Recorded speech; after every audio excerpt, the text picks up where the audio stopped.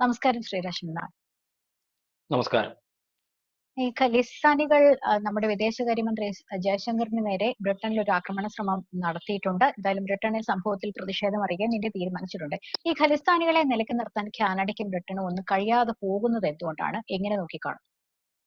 സ്വാഭാവികമായിട്ടും ഇന്ന് യൂറോപ്യൻ രാജ്യങ്ങളുടെ അതേ ലെവലിൽ തന്നെ ഒരുപടി മുന്നേ എന്ന രീതിയിൽ തന്നെയാണ് ഇന്ന് ഇന്ത്യയുടെ സ്ഥാനം സാമ്പത്തിക രംഗത്താണെങ്കിലും മറ്റു പല കാര്യങ്ങളിലാണെങ്കിലും ഉള്ളത്.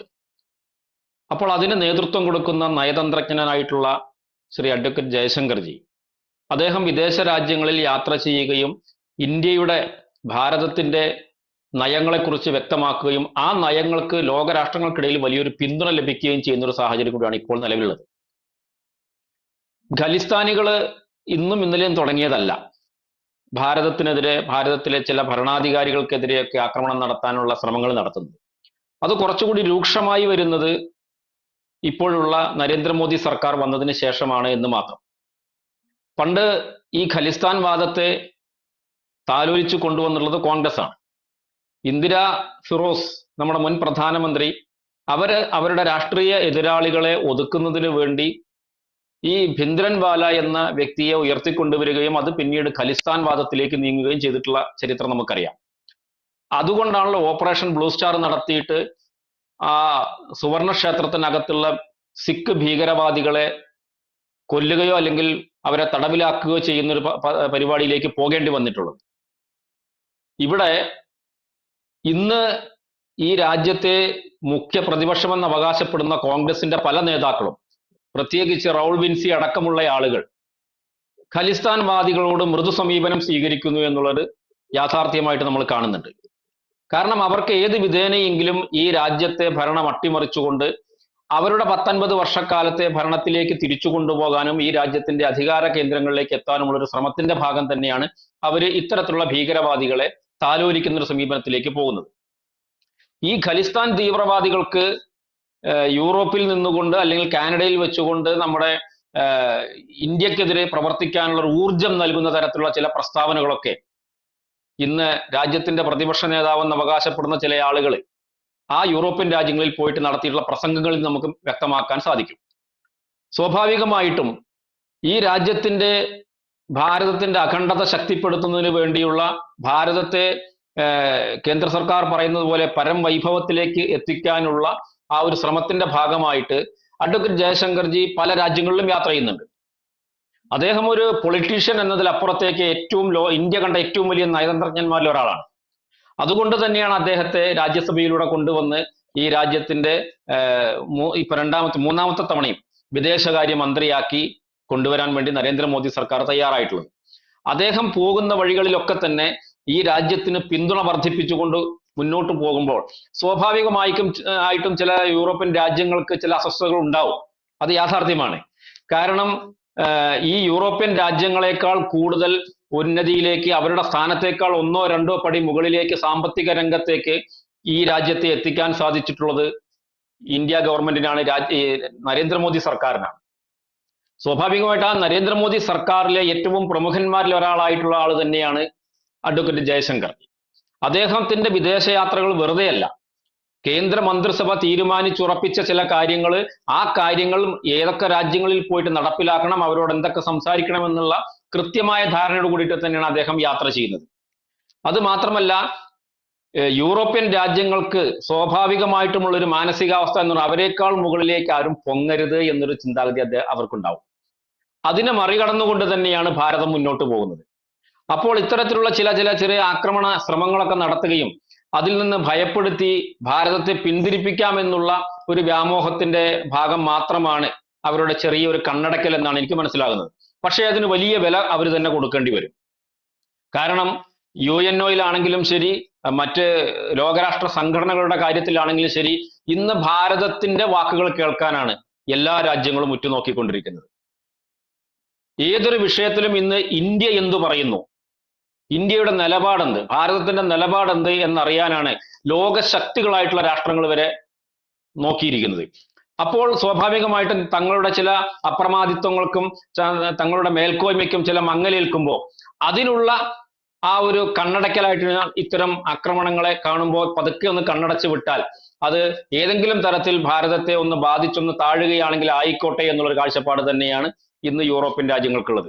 പക്ഷെ യൂറോപ്യൻ രാജ്യങ്ങളിലെ ചില ഭരണാധികാരികൾക്ക് മാത്രമാണ് അതുള്ളത്. ഇന്ത്യയിലെ സിഖ് സമൂഹം 90% ദേശീയവാദികളാണ്. ഈ രാജ്യത്ത് നിന്നുകൊണ്ട് രാജ്യത്തിനെ എതിർക്കാൻ പാടില്ല എന്ന് ചിന്തിക്കുന്ന ആളുകൾ തന്നെയാണ് 90%-ലധികം സിഖ് വിഭാഗത്തിൽപ്പെട്ട ആളുകളും. അതുകൊണ്ട് തന്നെയാണ് ഈ ഖലിസ്ഥാൻ വാദത്തിന് ഇന്ത്യയിൽ പ്രത്യേകിച്ച് പഞ്ചാബിൽ വലിയൊരു ക്ലച്ച് പിടിക്കാൻ സാധിക്കാതെ ഇപ്പോൾ നിൽക്കുന്നത്. അവർ കർഷക സമരത്തിന്റെ പേരിൽ ഈ രാജ്യത്ത് അരാജകത്വം സൃഷ്ടിക്കാൻ വേണ്ടി ശ്രമിച്ചിട്ടുണ്ടായിരുന്നു. നമ്മളൊന്ന് ആലോചിച്ച് നോക്കൂ, ഒരു കർഷകൻ, ഭൂമിയിൽ പണിയെടുക്കുന്ന കർഷകന് ട്രാക്ടറുകളും ആണല്ലോ കൂടുതലായിട്ട് അവർ ഉപയോഗിക്കുന്നത്. അതോടൊപ്പം തന്നെ അവർ ഉപയോഗിക്കുന്ന വാഹനങ്ങളെ കുറിച്ച് നമ്മളൊന്ന് പരിശോധിച്ചാൽ മതി.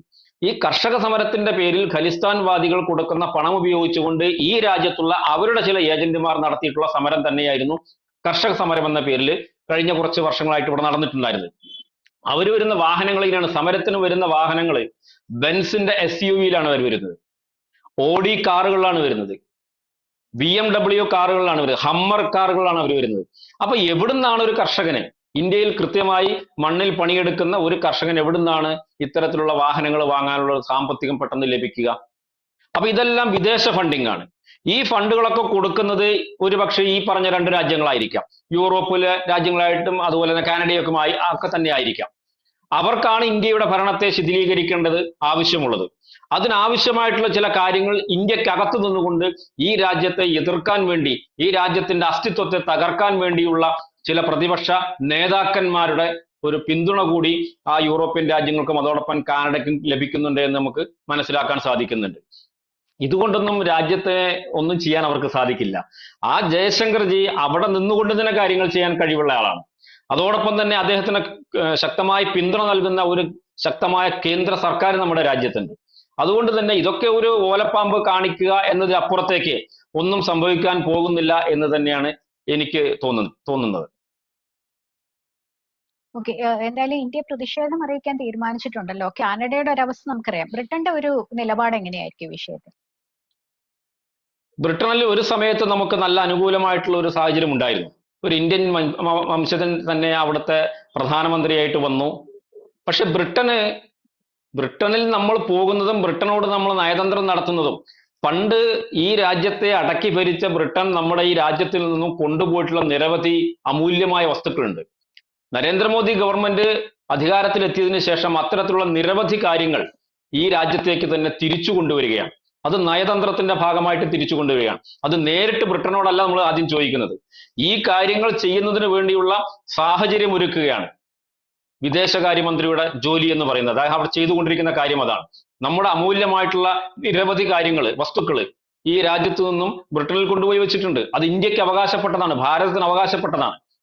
അത് തിരിച്ചു കൊണ്ടുവരിക എന്ന് പറയുമ്പോൾ ആ ഒരു തിരിച്ചു തരാതിരിക്കാനുള്ള മാനസികാവസ്ഥ തീർച്ചയായിട്ടും ബ്രിട്ടൻ ഉണ്ടാവും.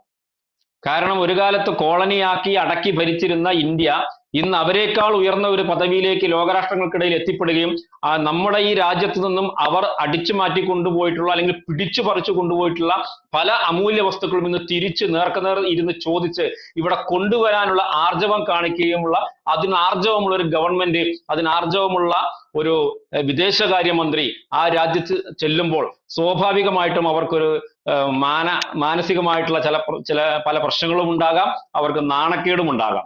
അപ്പൊ അതിൽ നിന്നൊക്കെ അവർക്ക് എന്താ പറയാ, ഈ രാജ്യത്തിനോട് അത്ര വലിയ താല്പര്യമുണ്ട് നമുക്ക് പറയാൻ സാധിക്കില്ല. ഇതൊക്കെ അവരുടെ മനസ്സിലുമുണ്ട്. ഈ രാജ്യത്ത് നിന്ന് നമ്മളെ ചൂഷണം ചെയ്ത് ഈ രാജ്യത്തെ 2ആയി വിഭജിച്ചു പോയത് ബ്രിട്ടനാണ്. ആ ബ്രിട്ടനോട് നമ്മൾ നേർക്കുനേർ നിൽക്കാൻ ഉള്ള ആർജവം ഉണ്ടാകുമ്പോൾ സ്വാഭാവികമായിട്ടും അവർക്ക് ചില ബുദ്ധിമുട്ടുകൾ ഉണ്ടാകും. ആ ഒരു ബുദ്ധിമുട്ടുകൾ തന്നെയാണ് ഇത്തരത്തിലുള്ള ചില മാർഗങ്ങളിലൂടെ, ചില കണ്ണടക്കുകളിലൂടെ അവര് നടപ്പിലാക്കാൻ പറ്റുമോ, അതല്ലെങ്കിൽ നമ്മളുടെ ആവശ്യങ്ങളെ നിരാകരിക്കാൻ പറ്റുമോ എന്നുള്ള ചില ശ്രമങ്ങൾ നടത്തിക്കൊണ്ടിരിക്കുന്നത്. കൂടുതൽ വാർത്തകളും വിശേഷങ്ങളും നിങ്ങളിലേക്ക് എത്താൻ ABC മലയാളം സബ്സ്ക്രൈബ് ചെയ്യുക, ബെൽ ബട്ടണും അമർത്തുക.